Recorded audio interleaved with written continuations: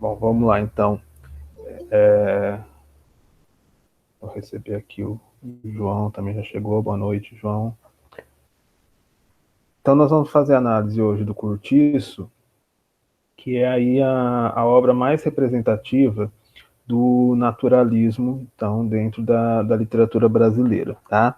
E aí na página 86 da apostila, vocês têm alguns indicadores, né, do que é exatamente, como que se desenvolve essa vertente naturalista. Tá? Vamos pensar que, de uma forma geral, o período todo, né, esse período aí literário, que surge em oposição ao romantismo, que se apega aí às filosofias materialistas, aos aspectos científicos da vida, ele é denominado de realismo. Tá? Só que dentro do realismo nós vamos ter uma vertente narrativa, mais precisamente do romance, que vai dar um passo além, né, dentro dessa crítica social, dessa visão científica da vida, que nós vamos denominar de naturalismo. Tá? O naturalismo vai ser, digamos assim, o extremo do realismo. Então, o realismo mostra os problemas sociais obviamente, critica, né, as instituições, as organizações sociais, as diferentes classes, mas dentro de uma medida aí de decoro, vamos dizer assim. Então, embora o realismo mostre esse lado mais grotesco da vida, não existe nada de indecoroso. Tá? O naturalismo ele vai ao extremo. Né? Então, essa medida aí do decoro acaba se rompendo. Tá? E aí nós vamos ter obras que, para a época, provocaram muito escândalo, né?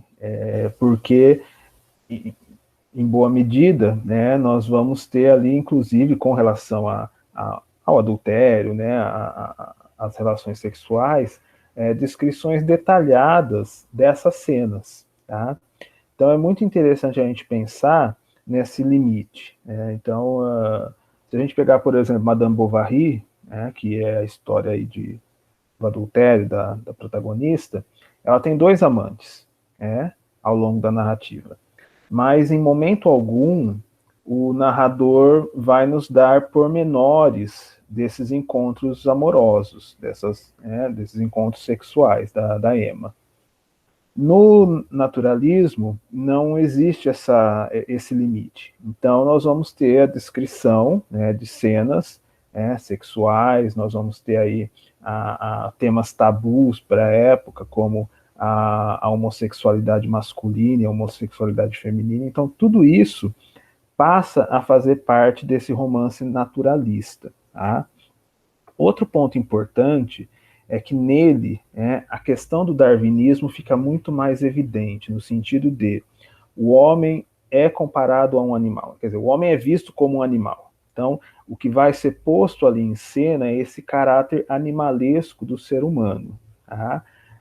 Inclusive o uso de verbos. Né? A gente vai ver, né, no Cortiço mesmo, cenas em que o narrador descreve os habitantes do Cortiço como se estivesse descrevendo um rebanho de porcos ou de gado bovino. Tá? Porque é essa ideia, né, de zoomorfização, então rebaixar o homem à condição de animal. Tá? Bom, por que isso também acaba sendo mais evidente no romance naturalista do que no realista? Né? Porque o romance realista, de certa forma, ele vai focar a classe burguesa. E, obviamente, essa classe burguesa é quem compra essa literatura. Então, você não pode escandalizar o seu público colocando o burguês numa condição de animal ali, ou trazer cenas escandalosas, né, dentro desses romances em que o foco seja a burguesia. No romance naturalista, isso já não é problema, porque ali no naturalismo nós vamos ter como foco aí desse narrador as classes mais baixas. Então há um distanciamento entre qual é a parcela da população que nós estamos analisando nessas obras e quem é o nosso leitor. Então, há essa distinção de, no naturalismo, eu vou focar as classes mais baixas da sociedade. E, por isso mesmo, eu posso carregar nesse darwinismo, trabalhar aí essa visão do homem em toda a sua extensão animalesca, de uma forma pejorativa, tá? E posso carregar nas cenas escandalosas, tá? Então,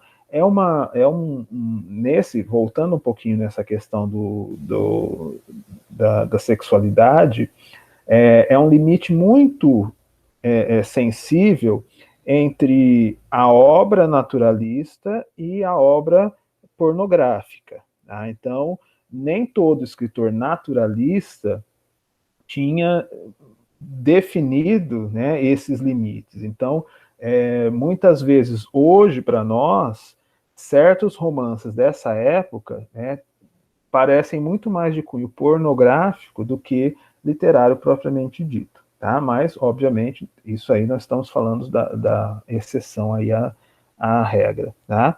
E outro ponto importante que a gente precisa voltar também é a questão do determinismo, né? Do homem ser fruto do meio, da raça e do momento histórico. Tá? Então, o determinismo ele vai ser muito mais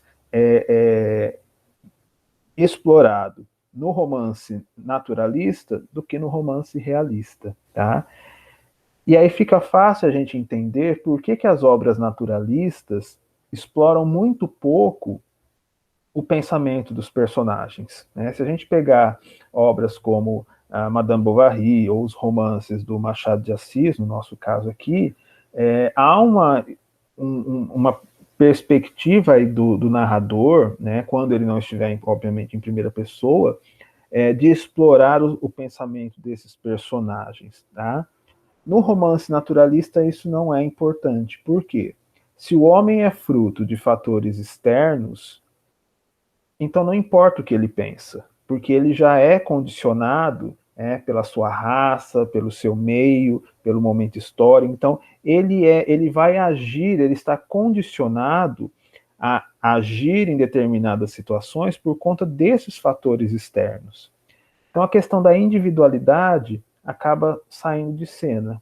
Não tem lógica num romance naturalista o narrador parar para explorar o que o personagem pensa, se a gente vai ter a ideia de que o personagem não faz nada por si só. Então, o pensamento dele está condicionado aos fatores externos, né? A sua carga genética, ao espaço em que ele habita, ao momento em que ele está no mundo. Então, é isso que importa de fato. Então, nesse sentido, nós vamos ter uma obra em que a ação é muito mais importante do que o pensamento dos personagens. Né? Em Machado de Assis há muito fluxo de consciência, tá? Mas Machado não se atém a esse modelo naturalista. Tá? Machado segue a linha do realismo. O naturalismo puro vai passar por todos esses itens aqui. Então, na página 86, vocês têm um desdobramento de tudo isso que eu estou falando. Depois vocês podem ler com mais calma, mas basicamente, em linhas gerais, nós vamos ter isso. E aí, para entender o sentido do cortiço, dessa obra, da temática, da estrutura dela, nós temos que pensar nessa vertente. Então, não estamos mais trabalhando com um realismo puro. Agora nós estamos diante de uma extensão desse realismo que vai ser denominada de naturalismo. Tá? Eu vou abrir aqui para vocês o nosso PowerPoint e vou já entrar aí nas primeiras considerações para ficar.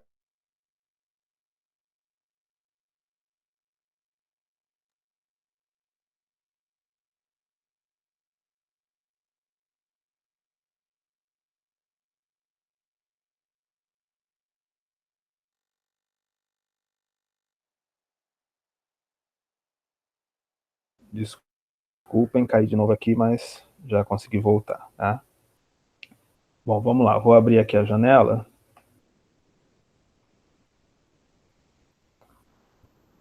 Já deve estar para vocês agora o PowerPoint, tá? Então,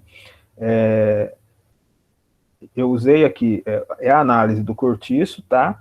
Só que eu usei, na verdade, né, mantive o título do estudo que eu estou trazendo para vocês, tá? Então, esse é um estudo feito pelo professor Antônio Cândido, da USP, tá? E ele vai fazer uma leitura do cortiço, né, da obra do Aloysio Azevedo, dentro dessa perspectiva, então, do naturalismo, né, mas pegando também aí a questão, deixa eu voltar aqui, da fonte, né, de onde veio essa história, quer dizer, em que o Aloysio Azevedo se baseou dentro da literatura, né, da história da literatura aí do século XIX, para produzir, então, essa que é a obra-prima, né, do nosso naturalismo brasileiro, tá? Bom, pelo nome, né, nós já temos aí um indicador de coletividade, quer dizer, o que é um cortiço? É uma habitação coletiva e uma habitação coletiva da classe popular, tá? Então, lembrem-se que eu falei agora há pouco que o naturalismo vai se preocupar em fazer uma análise social das classes mais baixas, né? Então, geralmente, os personagens das obras naturalistas, eles são de uma condição mais humilde, né? Não precisam ser exatamente miseráveis, né, como muitos aqui dos personagens do Cortiço, mas eles não pertencem mais àquela burguesia. Então, eles são de classe, eles são trabalhadores, né? E dentro dessa esfera, então, naturalista, não importa um caso individual, né? O que importa é mostrar esse sentido de coletividade, né? Na obra realista, nós já percebíamos isso. Então, a crítica lá no Primo Basílio não é a Luísa personagem, é uma crítica de classe, quer dizer, quem está sendo criticado ali é a família burguesa, a instituição do casamento. Então, é claro que dentro do realismo, esse sentido de social, de coletividade, já está implícito. Só que ali nós temos os personagens que representam essas classes. Então, a Luísa representa a moça burguesa, o Padre Amaro representa o clero, né? O Carlos da Maia representa a antiga aristocracia. Tá?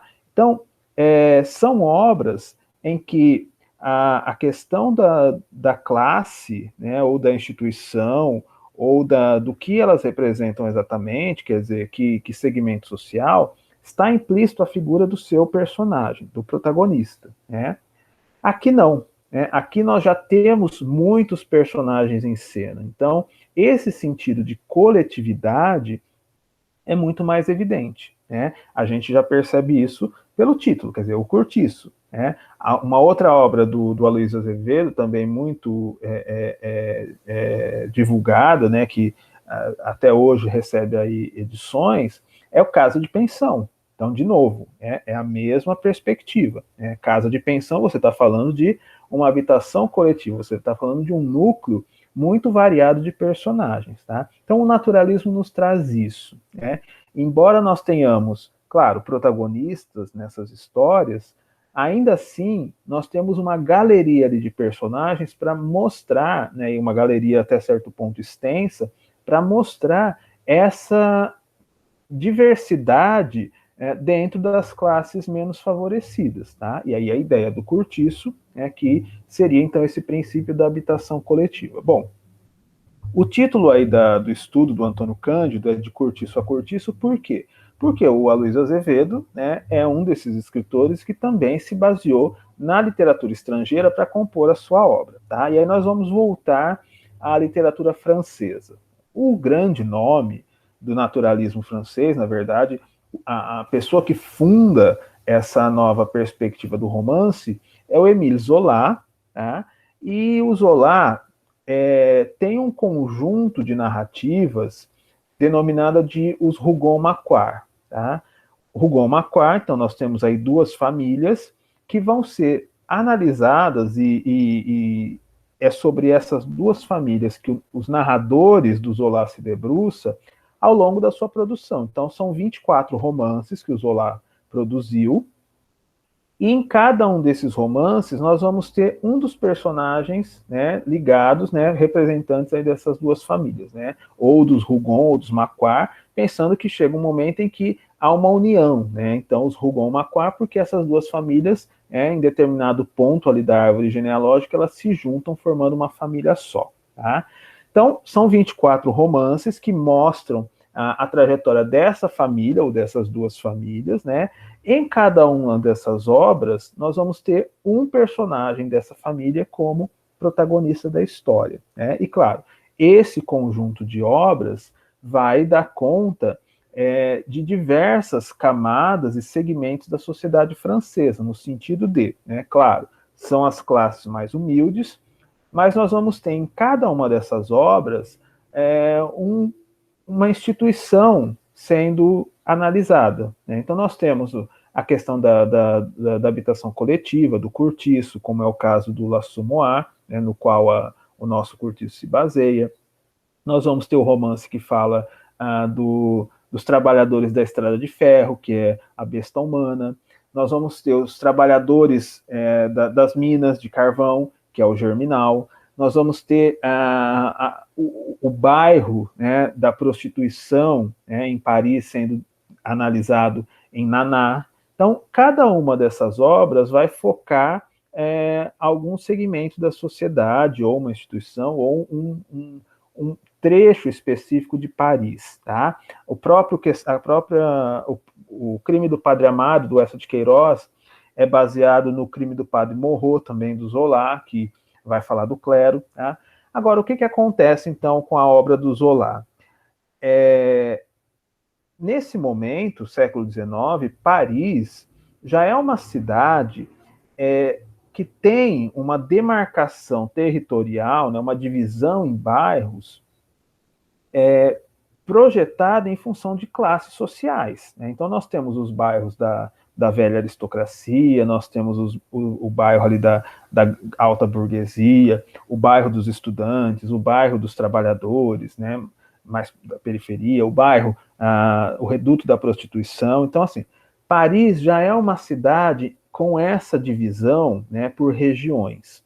Quando a gente pegar o nosso cortiço aqui, a obra do Aloysio Azevedo, né, e aí o pano de fundo é o Rio de Janeiro, nós vamos perceber que o Rio ainda não tem essa divisão muito clara, né, em bairros de classe média, bairros da classe mais abastada, bairros do proletariado. Então, há uma mistura maior. Então, é muito interessante a gente pensar de novo, né, pegando aí a relação Brasil-Europa, como o Brasil ainda está atrás dentro dessa situação de progresso, quer dizer, de você organizar melhor os espaços sociais. Tá? Bom, o L'Assommoir, que é essa capa aí que está aparecendo na imagem, ele vai servir, então, de pano de fundo, não, desculpa, de referente intertextual, né, para o nosso cortiço, porque, basicamente, o cortiço do Aloysio Azevedo é baseado nessa história, inclusive com algumas cenas que, de novo, né, são retomadas aí. Mas, claro, que do romance francês para o romance brasileiro, há uma grande diferença aí temática, justamente por conta desses índices históricos e sociais que são muito distintos, né, quando a gente compara Brasil e França.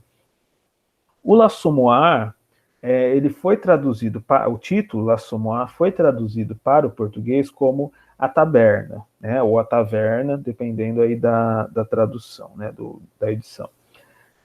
Porque um dos grandes problemas da obra é a questão do alcoolismo, tá? E aí a ideia, então, da taverna, né, que é onde essas pessoas se encontram para beber desregradamente. Só que no original, né, o título é mais metafórico, porque L'Assommoir seria algo como o matadouro, tá? O matadouro de animais. Claro que o matadouro aqui, metaforicamente, é a taverna, porque é a imagem que nós vamos ter dos personagens que entram no processo de degradação por conta do álcool, do alcoolismo, né, chegando, inclusive, em alguns casos, à morte, tá? Mas só para a gente entender esse sentido metafórico do texto, né, do título original, que aqui no Brasil acabou se perdendo, tá? Mas vamos lá, vamos pegar aí, então as primeiras informações, tá? Aloysio Azevedo se inspirou evidentemente em L'Assommoir de Émile Zola para escrever o seu Cortiço, isso em 1890, tá? Em muitos aspectos, o seu livro é um texto segundo que tomou de empréstimo não apenas a ideia de descrever a vida do trabalhador pobre no quadro de um cortiço, mas um bom número de motivos e pormenores mais ou menos importantes. Então, é essa a ideia, né? Quer dizer, ali no L'Assommoir nós temos também um cortiço, só que a gente percebe que esse cortiço está muito mais ligado a um centro urbano. A gente tem uma ideia de urbanização muito mais evidente ali no L'Assommoir do que aqui no nosso cortiço do Aloysio Azevedo, né? O cortiço do Aloysio Azevedo parece assim, que nós estamos na periferia da periferia, né? Parece que parece não, quer dizer, não tem nem asfalto ali. Então, é a ideia de algo muito longe, né? Então, de novo, essa diferença, né? Essa proporção do que é Paris nesse momento e o que é o Rio de Janeiro, tá? Agora, essas daqui são só duas hipóteses, dois exemplos de cenas ou de intrigas que o Aloysio Azevedo toma de empréstimo ali do L'Assommoir. Então, por exemplo, em ambas as obras nós vamos ter a briga de duas lavadeiras, né, inclusive, né, a faina, né, de duas lavadeiras, inclusive com uma briga entre elas. Tá? Então, na verdade, essa é a cena de abertura do L'Assommoir, né, que a Gervase descobre que o marido a abandonou, foi embora com outra, e ela, né, ela tem que trabalhar, ela pega as suas coisas, vai até um lavatório público, né, em que as mulheres pagam para poder usar ali a água e lavam a roupa para as famílias mais abastadas. Então, ela vai, né, naquele momento ali, fazer o seu serviço diário e encontra dentro ali do lavatório a irmã da moça que fugiu com o seu marido, né? E aí as duas brigam, se agridem, né? Chegam às vias de fato, é uma situação bem animalesca, né? Dessa disputa, dessa briga entre as duas mulheres. Isso vai reaparecer no Cortiço, né? E aí nós vamos lembrar que, para quem já leu, o problema está entre a Piedade e a Rita Baiana, né? Porque há um momento em que o marido da Piedade começa a se engraçar com a Rita Baiana, né? E aí nós vamos ter todo o desenrolar desse triângulo, tá? Outro ponto, né? Um regabofe triunfal serve de ocasião para o encontro de futuros amantes, numa das sequências, cujas sequências serão conclusivas. Então, de novo, né, nós vamos ter uma festa em que determinados personagens vão se encontrar ali e dali vai surgir um romance extraconjugal. Nos dois romances, nas duas narrativas acontece a mesma coisa. Tá? Existem outras cenas, né? Se a gente pensar, por exemplo, uma das cenas mais conhecidas do Cortiço é a Piedade, já abandonada pelo marido, entregue ali a bebida, né, completamente bêbada, e ela tá com um homem ali também bêbado, e esse homem acaba partindo para cima dela, tentando violentá-la, e ela vomita em cima dele. Tá? Isso aí nós vamos ter uma cena muito parecida no Cortiço, que é o personagem, tá, o cara ali, o marido, vomitando na cama, né, e por conta disso a mulher tem que ir para o quarto do vizinho ali com um outro cara que vai virar amante dela. Então, existem essas retomadas aí de cenas, mas não necessariamente, né, com o mesmo sentido, com o mesmo perfil ali de construção. Mas, de novo, né, então, muito do que acontece no Cortiço, o Aloysio Azevedo vai ter como inspiração essa obra do Émile Zola. Claro que aqui ele vai estar falando de um cortiço de uma sociedade brasileira, né, e aí surgem outras questões que não aparecem na obra francesa. Tá? Então, mas ao mesmo tempo, Aloysio quis reproduzir e interpretar a realidade que o cercava e, sobre esse ponto, elaborou um texto primeiro. Então, a gente não pode dizer que o Cortiço seja uma cópia da Taverna. Né? Então, ele tem, sim, essa inspiração, mas o Aloysio está tratando da realidade brasileira, que é bem diferente aí da realidade histórico-social francesa. Tá? Então, texto primeiro, na medida em que filtra o meio, texto segundo, na medida em que vê o meio com lentes tomadas de empréstimo. O Curtiço é um romance bem realizado e se destaca na sua obra, geralmente medíocre, pelo encontro feliz dos dois procedimentos.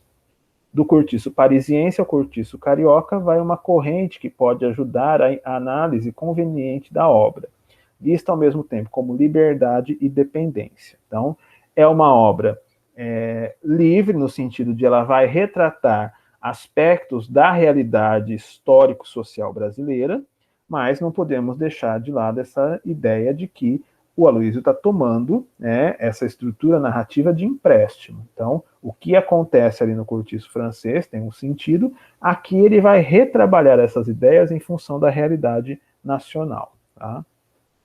Bom, o que nós temos aí no nosso Cortiço? Tá? O Cortiço narra a história de trabalhadores pobres, alguns miseráveis, amontoados numa habitação coletiva. Então, esse espaço do Cortiço, né, que é um espaço totalmente degradante, né, é de uma pobreza absurda, né, então são casinhas remediadas, né, um pouco melhores ali que barracos, né, sem qualquer tipo de higiene. Então vamos pensar, então são barraquinhos ali, né, desordenados, há um lavatório comum, um banheiro também que é comum, né, não temos nada de saneamento, não temos rede de esgoto, nada disso.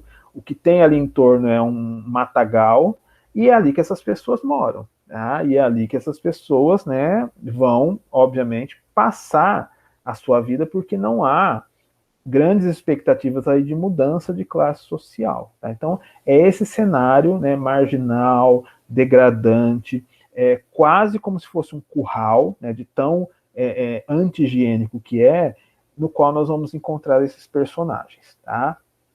O elemento central da narrativa, então, é essa ideia de degradação. Então, esses personagens que já começam numa situação socialmente degradante, eles vão chegar ao fundo do poço passando aí por 3 problemas básicos, né? O álcool, o sexo e a violência. Então, claro, obviamente, não os 3 ao mesmo tempo, e não os 3 em cada personagem, mas nós vamos ter essa ideia de degradação do ser humano ligado ou ao sexo, ou ao álcool, ou à violência. Tá? Então, os personagens que morrem ali de bebedeira, né, que perdem tudo por conta do alcoolismo, a questão da sexualidade desregrada, da prostituição, tá? E a própria violência, que vai chegar, inclusive, aí ao roubo e ao assassinato durante a obra. Tá?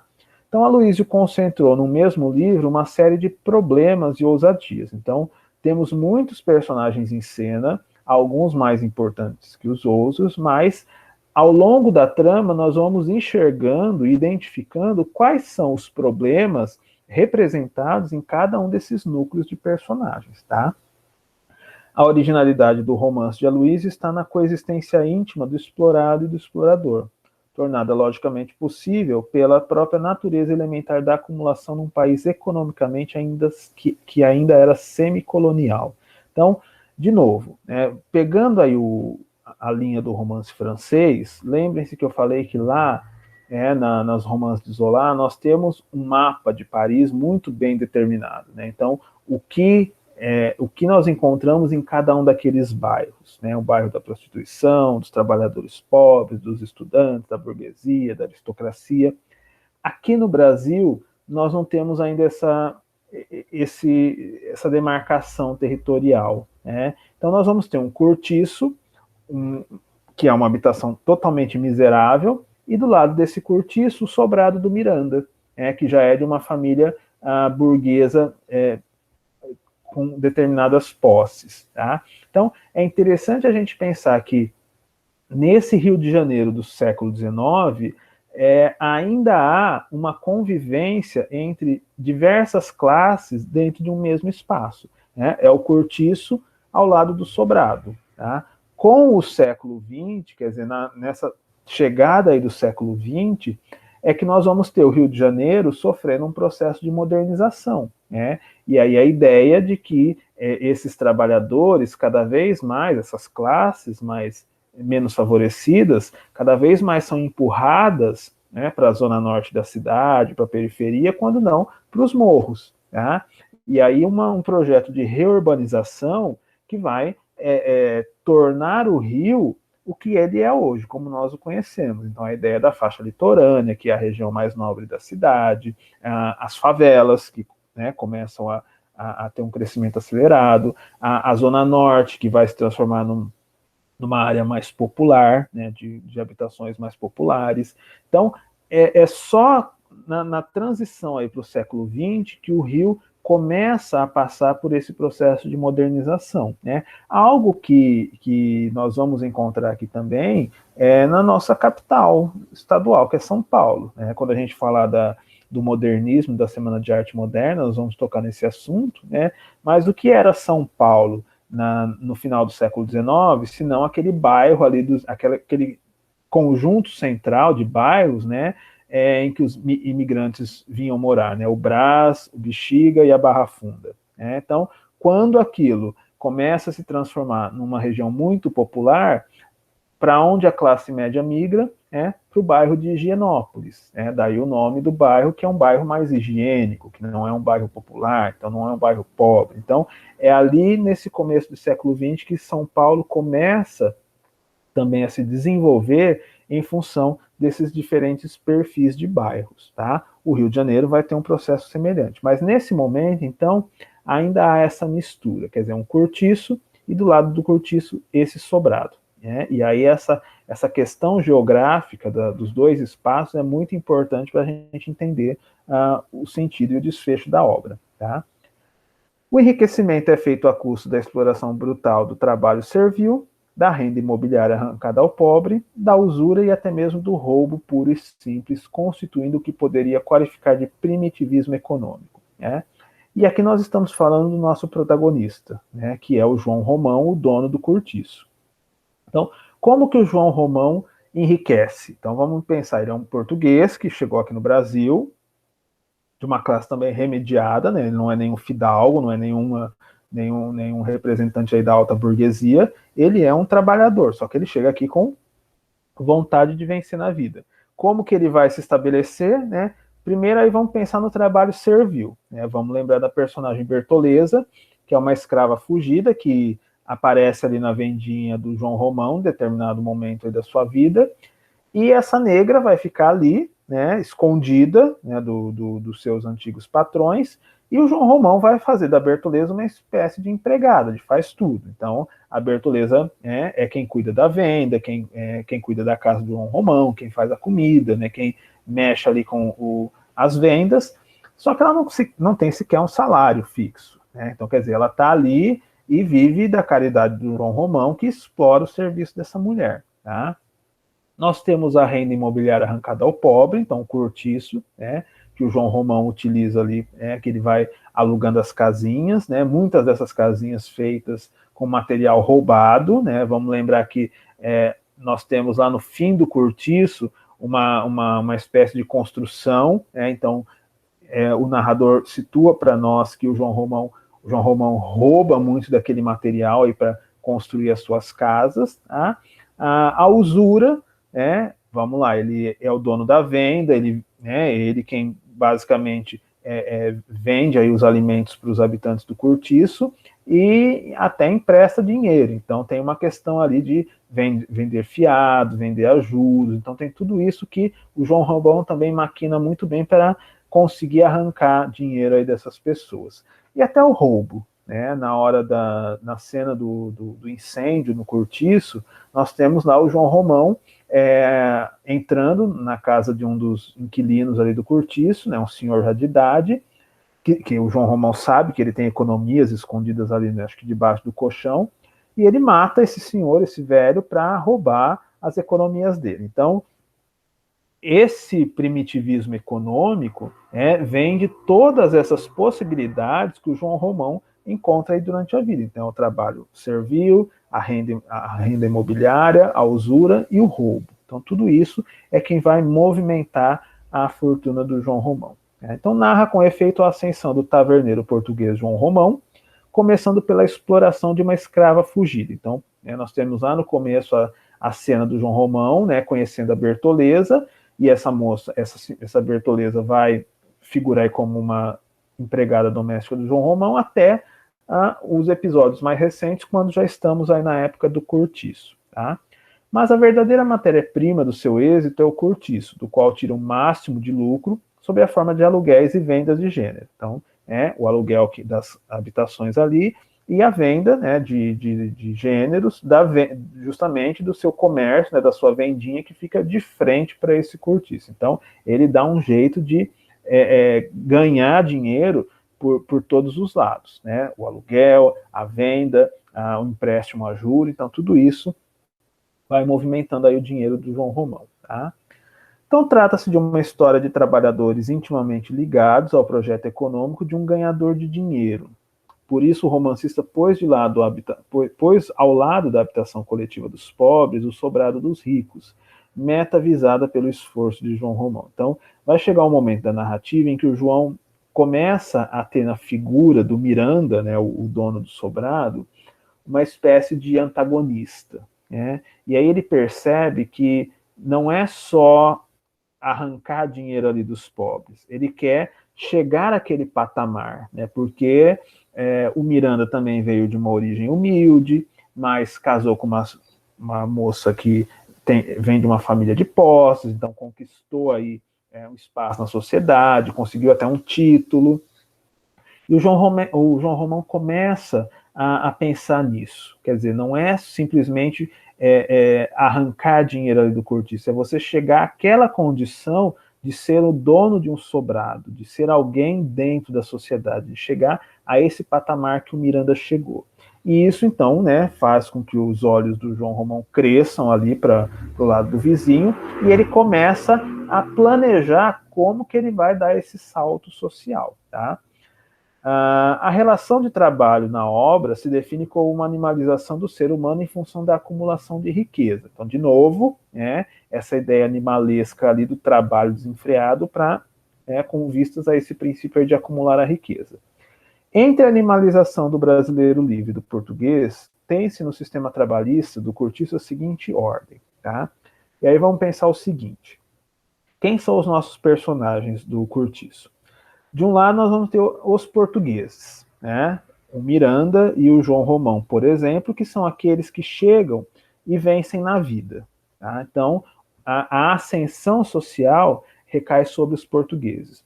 Do outro lado, nós vamos ter os negros escravos ou os libertos, o brasileiro, de uma forma geral, que está numa situação de estagnação. Então, esse brasileiro nato, ele não tem essa ambição.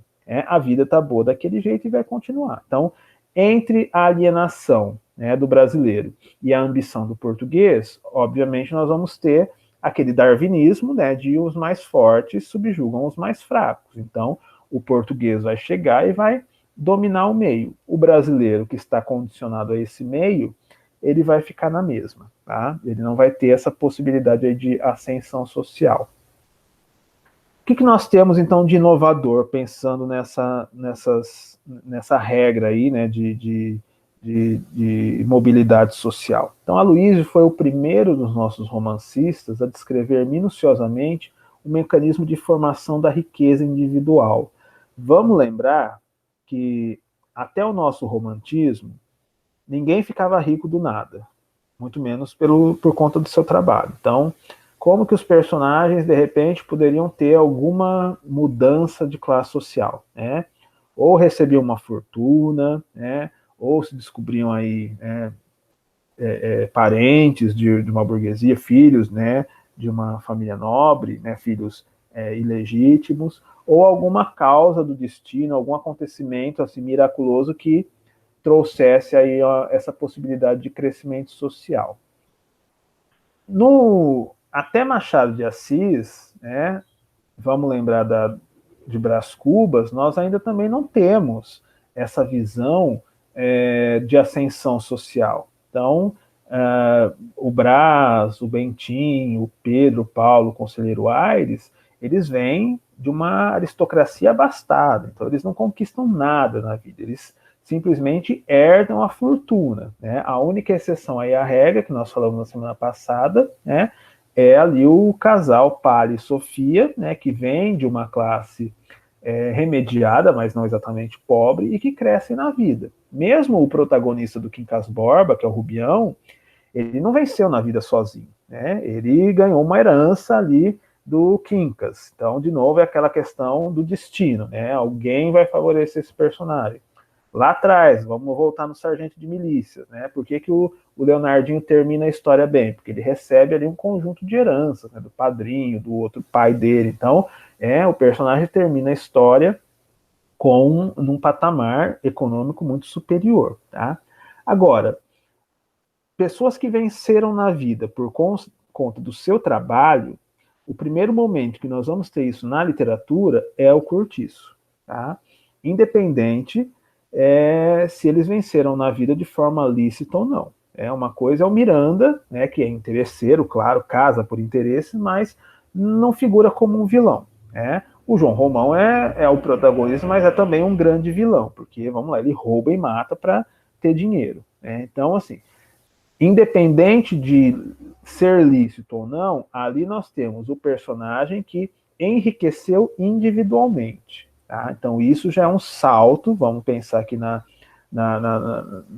nosso progresso histórico-social. Então, em O Cortiço, nós vamos ter pela primeira vez essa imagem do personagem que cresceu na vida por conta do seu trabalho. Tá? Então, antes dele, quer dizer, antes do Cortiço, de onde vinha a riqueza dos personagens? Ou por herança, ou por dote, ou por uma causa fortuita do destino. Então, pegando de novo o romantismo, essas eram as possibilidades. O fulano enriqueceu porque ganhou uma herança, ou porque recebeu um dote aí do casamento, ou porque aconteceu alguma coisa lá mirabolante e ele conseguiu dinheiro, tá? Só que aqui, então, no nosso Cortiço, no Aloysio Azevedo, nós vamos ter como ponto de referência essa visão do brasileiro ressentido pela construção das fortunas portuguesas daquele tempo. Então, a impressão que fica para nós é de que o olhar do Aloysio Azevedo é um olhar de ressentimento, por quê? Porque essas fortunas individuais não estão sob a guarda dos brasileiros. Quer dizer, quem enriqueceu por conta do trabalho? Os portugueses, os forasteiros. Então, há um clima de ressentimento, até a gente percebe isso no narrador da obra, mostrando essa distinção. Quer dizer, o português veio, rouba as riquezas do brasileiro e cresce na vida, enquanto o brasileiro fica ali estagnado na miséria. Tá? Então, tem sim esse sentido de ressentimento, quase de xenofobia, dessa versão do estrangeiro que vem aqui roubar as nossas riquezas. Tá? Então, essa acumulação assume para o romancista a forma odiosa da exploração do nacional pelo estrangeiro. Então, de novo, é o português que chega aqui e domina. Português burro mesmo, só aquele da piada. Que, aliás, vamos lá, por que a gente criou essa imagem popular do português burro nas piadas? É uma forma de ressentimento contra esse enriquecimento do estrangeiro, porque, obviamente, se o português fosse burro de fato, não chegava aqui e enriquecia. Então, isso aí vem de um passado de ressentimento, de aversão a essa imagem de, olha, eles estão chegando aqui e estão tomando as nossas riquezas, tá? Que realmente, vamos pegar o contexto histórico, que o Aloysio Azevedo está mostrando, é isso, quer dizer, olha, as fortunas individuais acabam ficando na mão dos estrangeiros, que vêm para trabalhar e conquistam alguma coisa, enquanto o brasileiro está aqui a ver navios. Então, na obra, há pouco sentimento de injustiça social, tá? Isso aí sequer é questionado, essa questão da miséria, da exploração ali do trabalho, nada disso é questionado, nenhuma de exploração de classe, nenhum item aí de exploração de classe, mas nacionalismo e xenofobia. Ataque ao abuso do imigrante que vem tirar o nosso sangue. Daí a presença de uma espécie de luta de raças e nacionalidades, um romance que não questiona os fundamentos da ordem. Então, de novo, nós não temos aqui no Brasil ainda a experiência da luta de classes. Isso é algo que o século XX vai trazer para a nossa realidade, a questão dos movimentos grevistas, dos sindicatos, dos direitos do trabalho. Então, assim, não tem como você falar de desigualdade social, de injustiça de classe, num país que não pensa isso, que não tem isso na sua estrutura socioeconômica. Tá? Então, o que nós temos? Não é a luta de classes, é a luta de raças. É português versus brasileiro. Tá? No século XX, aí sim nós vamos ter essa questão do trabalhador e do proprietário, do explorado, do explorador e do explorado, do oprimido, etc. Mas aqui não existe esse sentido, porque não existe nada que ampare legalmente essa questão do trabalhador. Então a imagem que fica é: o brasileiro está estagnado, vive na pobreza, o português chega aqui e enriquece às custas desse brasileiro. Então é uma questão mais de nacionalidades do que de classes sociais. Tá? O roubo e a exploração desalmada de João Romão são expostos como comportamento padrão do português forasteiro, ganhador de fortuna às custas do natural da terra, visão popular e ressentida do romancista. Então, o Aloysio carrega nos toques aí do romance todo esse ressentimento que ele tem de fato com relação à exploração do brasileiro pelo português. Tá? Bom, a presença do português é, portanto, decisiva enquanto alternativa de antagonismo do brasileiro, de tal modo que um dos determinantes da narrativa é o comportamento de um ou do outro em face do Brasil, tomado essencialmente como natureza, como disponibilidade que condiciona a ação e, portanto, como destino de cada um. Então, nós vamos ter esse espaço, que é o Brasil, e aí essas duas vertentes, quer dizer, o estrangeiro chega para dominar e crescer na vida a partir desse espaço. O filho da terra, quer dizer, aquele que é nativo, o brasileiro padrão, esse já está condicionado. Então ele não tem essas ambições. Ele está ali na vidinha dele, tranquila, né, morando no cortiço, vivendo ali de pequenos trabalhos, e aquilo para ele tá bom, é suficiente. Tá? Bom, aí nós temos então a possibilidade de enxergar as três classes de personagens que nós encontramos na história. Então, vamos lá. De novo, olha o determinismo aí, né? O homem e o meio, né? Ou o homem vence esse meio, ou ele é vencido por ele. O português que chega e vence o meio. Então, estamos falando aqui do João Romão, do Miranda. Então, são os personagens que chegaram e cresceram na vida, independente, se honesta ou desonestamente. Mas eles venceram nele, eles cresceram na vida, eles estão aqui para trabalhar. Eles não estão interessados em álcool, em sexo, em nada disso. Eles querem acumular riqueza. Tá? Numa segunda linha, nós temos o português que chega e é vencido pelo meio. Aí nós vamos ter a família da piedade. Então, o Jerônimo, que chega para trabalhar com João Romão, né, uma espécie ali de... não exatamente um engenheiro, mas ele fica ali como uma espécie de capataz, responsável ali pela construção, né, da organização da obra do cortiço e tal. Só que o Jerônimo se engraça com a Rita Baiana, e começa a ir para farra, e começa a beber, e vai abandonar a família. Ou seja, o português chegou com grandes expectativas, ele era realmente uma pessoa correta, íntegra, trabalhadora, mas foi vencido pelo meio, foi seduzido pela Rita Baiana. Então, vive na bebedeira. Chega a criminalidade, porque ele vai esfaquear o ex-amante da Rita. Então tem toda essa degradação, não só do personagem, mas da sua família, porque o Jerônimo vai embora com a Rita Baiana, a Piedade cai na bebedeira, né, aquela personagem que eu falei que quase que é violentada ali na cena do vômito, né, então vira uma persona não grata ali no espaço do cortiço, né, vai morrer disso, vai morrer de tanto beber, e a filha do casal, que é a senhorinha, vai virar prostituta, né? Porque também tem isso, né? Quer dizer, um dos elos aí do sexo desregrado é essa ideia da prostituição. E aí nós vamos ter três personagens que condicionam essa ação. Então, começamos com a Leone, que é aquela figura que é conhecida ali de todos, que veio daquele ambiente e que se tornou uma espécie de cafetina. quer dizer, ela tem um serviço dela ali de uma casa de prostituição. A Leone vai seduzir a pombinha, né? Então, olha aí de novo o tema tabu, né, do naturalismo, a questão do lesbianismo, né? Isso jamais apareceria numa obra realista. O naturalismo vai falar disso tranquilamente. Então, a Leone seduz a pombinha, né, que vai virar prostituta ali na casa dela.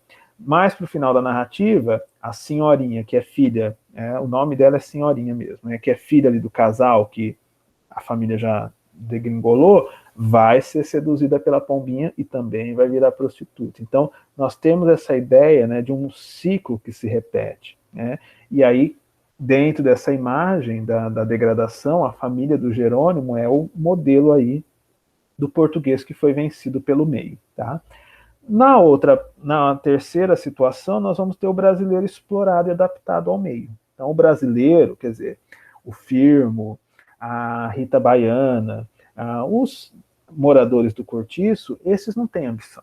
Esses estão adaptados ao meio, a vida deles é aquela ali mesmo, quer dizer, eles fazem pequenos trabalhos na construção, as mulheres trabalham como lavadeiras e a vida deles é aquilo, né? Não vai melhorar nem piorar, eles vão continuar naquela condição miserável pelo resto da vida. Então, aqui a gente enxerga o naturalismo da obra e as possibilidades. Ou você vence o meio, ou você é vencido por ele, no caso do estrangeiro. No caso do brasileiro, ele já está adaptado a esse meio, né, e aí não há possibilidade de mudança. Tá? Bom, então nós temos aí o perfil do explorador capitalista, no caso nosso João Romão, né, o trabalhador reduzido a escravo, né, vamos lembrar do caso da Bertoleza, e o homem socialmente alienado, rebaixado ao nível de animal. Né? Por isso que uma das cenas mais conhecidas do Cortiço é o momento em que eles acordam. Né? Então, de manhã, eles estão acordando, e aí vai todo mundo se lavar ali nas bicas. Né? E aí o narrador usa expressões animalescas, fala que parece um rebanho, que eles ficam fossando e fungando ali uns sobre os outros, né? Lavando as ventas, um banheiro coletivo, então sai um, entra outro, não dá tempo nem de fechar a porta, e os meninos, né, as crianças nem usam o banheiro, elas despacham ali no mato mesmo, então é aquela coisa bem grotesca, né, de eles estão fazendo as necessidades de um lado, estão se lavando do outro, né, não tem um banheiro de fato, é o jogar de água no rosto, não é um banho, né, aquela falta de higiene e o homem ali sendo tratado como animal. Quer dizer, os verbos que o narrador usa para descrever aquelas ações são verbos usados para falar de animais. Então, essa é a imagem animalesca que nós temos dessa habitação coletiva. Tá? Que, de novo, volta aí a Darwin, essa ideia do o homem é mais um animal aí dentro das diversas classes de seres, né? Mas carregado de uma visão pejorativa, no sentido de rebaixamento. Quer dizer, o homem é animalesco e dentro desse espaço imundo, sem as menores condições de higiene, sem privacidade, ele só poderia cair nos vícios. E os vícios aqui são a violência, o álcool e o sexo. Então é aquela ideia de, olha, desse meio só pode sair isso. Então, as moças que crescem nesse meio, elas vão acabar aderindo à prostituição como a Leone, como a Pombinha, como a Senhorinha. Então, essa imagem do ambiente social e cultural que nós temos representado ali no Cortiço. Né? E aí essa ideia de continuidade. Eles vão continuar bebendo, eles vão continuar se prostituindo, eles vão continuar brigando entre si, um esfaqueia o outro e a vida continua. Quer dizer, isso é a perpetuação do cortiço. Tá?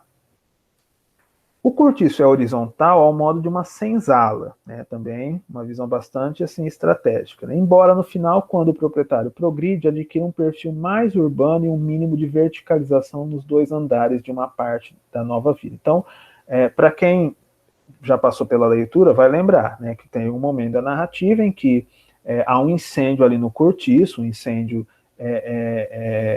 proposital, né, criminoso, e uma parte ali da habitação ali coletiva vira cinzas, né, desmorona. O João Romão se aproveita disso para modificar a estrutura desse cortiço. Então, a partir de agora, ele vai fazer um cortiço mais com cara de sobrado, quer dizer, vamos fazer casas de 2 andares, vamos planejar esse espaço, né? E vamos tirar daqui os arruaceiros. Então, aquela intenção dele de se transformar em alguém reconhecido pela sociedade, um grande empreendedor, vem também por meio dessa necessidade de mudar o seu negócio. Quer dizer, ele não pode ser o negociante, o dono de um espaço miserável como aquele. Então, a partir do incêndio, ele começa a reorganizar o cortiço, quer dizer, fazer casas planejadas, cobrar mais do aluguel, obviamente, para que os mais pobres saiam dali, aí venham novos inquilinos com um perfil mais familiar, e ganhar reconhecimento público com isso. O último passo vai ser justamente ele casar com a filha do Miranda para selar essa união, né, com vistas a, olha, no futuro eu ainda quero ter um título aristocrático. Então, a gente percebe aí esse contraponto, né, do cortiço, né, daquele espaço miserável, horizontal, com o sobrado do Miranda, com a habitação ali vertical, indicando essa ascensão social. Por isso que no final, né, o cortiço vai ter essa imagem aí de casas, né, de 2 andares. Então, no começo, o cortiço é regido por lei biológica. Entretanto, a vontade de João Romão parece ir atenuando o ritmo espontâneo em troca de um caráter mais mecânico de planejamento. Quer dizer, são os 2 ritmos presentes na história. Então, no começo, o cortiço é aquela habitação espontânea, né, não tem organização nenhuma ali naquela estrutura de casas, mas no final, quer dizer, olha, para ter progresso tem que ter planejamento, então vamos organizar melhor esse conjunto habitacional. Né? Então, é a ideia da sobreposição do planejado contra o espontâneo. Quer dizer, o espontâneo é o natural, é o baixo, é o que não tem possibilidade de progresso.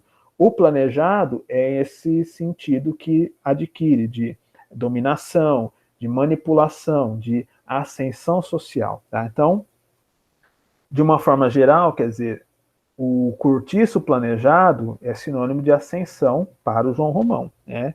Aqueles que vivem numa condição espontânea, né, e a própria primeira fase aí do cortiço é a ideia da degradação. Então, é você viver sem planejamento, você viver de acordo com a necessidade ali do momento. Então, vamos voltar. Né? Olha o lema da nossa bandeira nacional, né? Ordem e progresso. Né?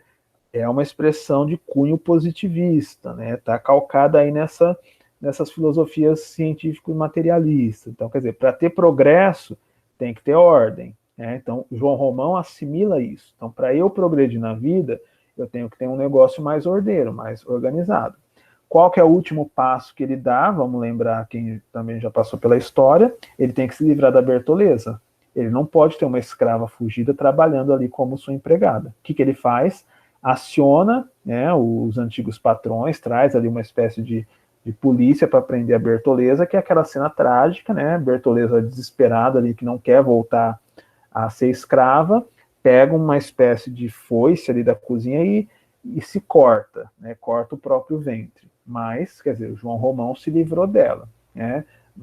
Mandando ela embora, ou Bertoleza morrendo, a questão é, olha, não tenho mais ligação com escravos fugidos. Então, de novo, tudo para ascender na vida, tá? Então fica para nós essa imagem, gente, né, dessa relação do homem com o meio, né, ou o homem se sobrepõe ao meio e vai ser o dominador, ou ele é vencido por esse meio, né, e vai ser o nosso dominado aí, no caso do cortiço, na condição do brasileiro nativo, tá?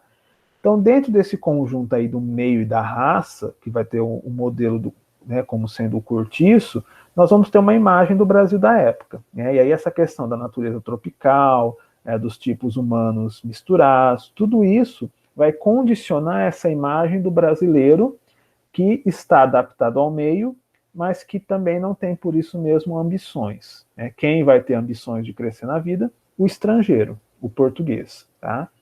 Então, o meio condicionando a raça define as relações humanas, né? O português que chega e domina a raça é justamente aquele que vence o meio, tá? E aí tem uma, só para a gente fechar, que o nosso tempo também já acabou, tem duas citações quando o Jerônimo foge com a Rita Baiana e deixa a Piedade ali a ver navios, o narrador vai falar sobre isso, né? Então, essa questão da diferença do estrangeiro para o nativo, né? Então, vejam, quando ele fala da Rita Baiana, né? Naquela mulata estava o grande mistério, a síntese das impressões que ele recebera chegando aqui. Ela era a luz ardente do sol do meio-dia. Ela era o calor vermelho das cestas na fazenda. Era o aroma quente dos trevos e das baunilhas que o atordoava nas matas brasileiras. Então, a Rita, essa imagem da mulher em sintonia com o meio, e por isso mesmo é esse sinônimo de sedução. Quer dizer, se o português se deixar seduzir pelo clima, pelo espaço brasileiro, por essa atmosfera tropical, exuberante, né, de displicência, ele vai ser corrompido. Né? Quando a Rita o seduz, é o início da degradação do Jerônimo. Né? Aí a segunda citação, né, falando da piedade. Não era contra o marido que se revoltava, mas sim contra aquele sol crapuloso, que fazia ferver o sangue aos homens e metia-lhes no corpo luxúrias de bode.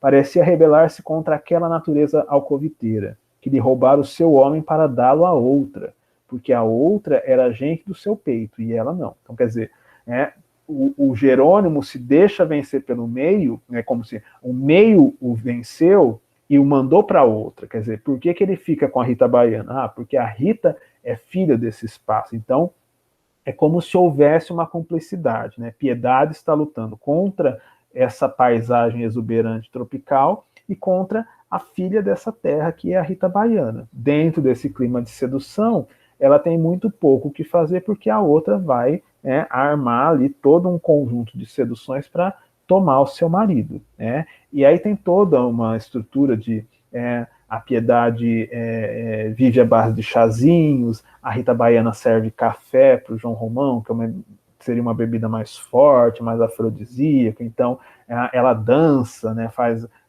na roda de samba ela dança levantando a saia ali para encantar o João Romão, então tem toda essa estrutura de o português que vai se encantar pelo meio e pela representante desse meio, mas que automaticamente vai degradar na vida por conta disso, quer dizer, vai terminar na miséria, na bebedeira, na marginalidade e vai arrastar a sua família atrás consigo. Tá?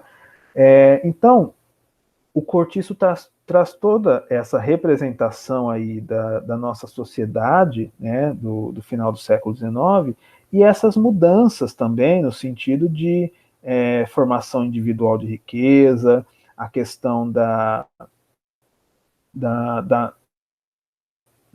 uma luta de classes, porque isso ainda não existe, mas esse ressentimento entre o estrangeiro e o brasileiro, essa visão de que o brasileiro está condicionado ao meio, então não tem possibilidade de crescer na vida, e o estrangeiro chega e domina o meio e rouba as nossas riquezas. Então, o Cortiço traz toda essa movimentação. Né? Claro que, de novo, ainda é um cenário em transformação, quando a gente faz essa comparação, né, do cortiço francês para o cortiço brasileiro, quer dizer, o Rio ainda era essa miscelânea, né, de classes e habitações, tudo ali misturado.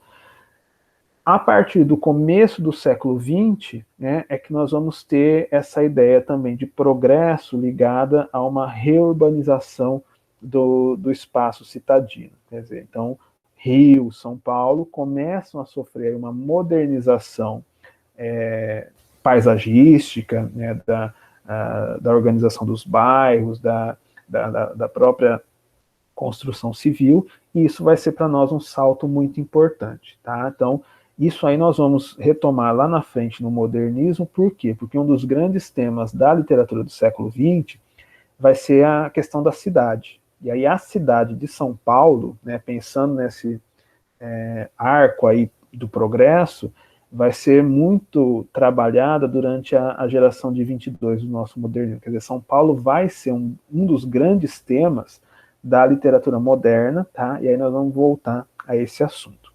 Mas, então, por hoje, a nossa análise é essa. Queria abrir para perguntas, se alguém ficou com dúvidas, quer tirar